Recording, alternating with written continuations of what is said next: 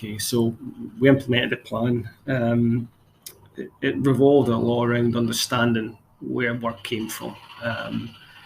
Splitting into the hoppers like we discussed with Andy. We've got urgent, we've got important, obviously the sand tasks.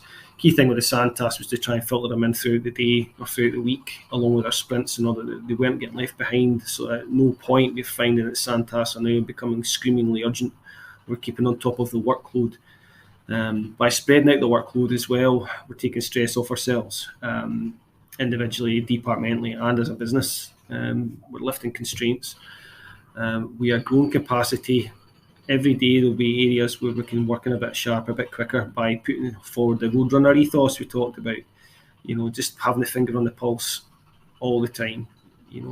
Segmenting our day, cutting out the interruptions has probably been the biggest key. From the start, from an early stage, letting people understand, look, you can't just keep phoning us, you just can't keep stopping us. All you're doing is hitting the handbrake. It's taking so long to get restarted again. We've cleared that up. So basically from the first week, we saw our efficiency increase just by doing that, by making people understand, how important it is that, before you pick up that phone, do I really need an answer right this minute? Could it not go in an email? Could I deal with it later? By putting that across, we got buy-in from other departments, which was excellent. Moving ahead, looking at the release of work that wasn't controlled by us either, we took that back in-house in our department. So obviously we control our workload, which again has been a huge positive. And on top of that, then we can releasing that work, we can chop up the sprints, release sprints on the hour. We'll time that, how many jobs, what's the pick rate. And that's the key thing. I mean, our KPIs have changed because of this and the actions at the back of it. But we're recording these on our daily performance sheet.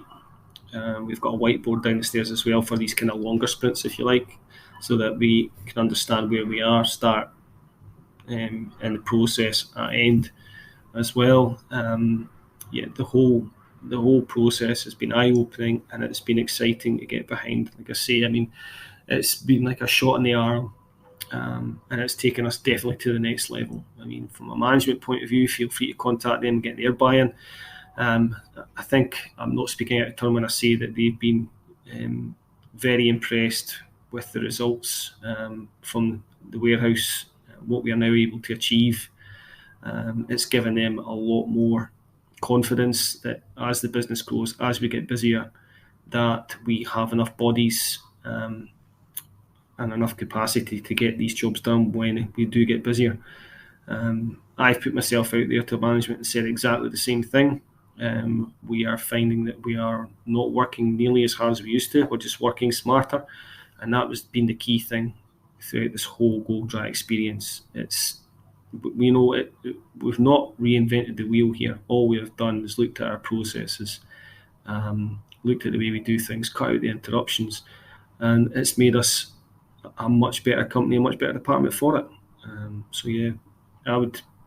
Anybody that's been thinking about, what do we do with the constraints, how do we work through it, definitely get in touch with GoldDry. They have helped us immensely. And we're just looking at the next stage of this whole process now about sustainability.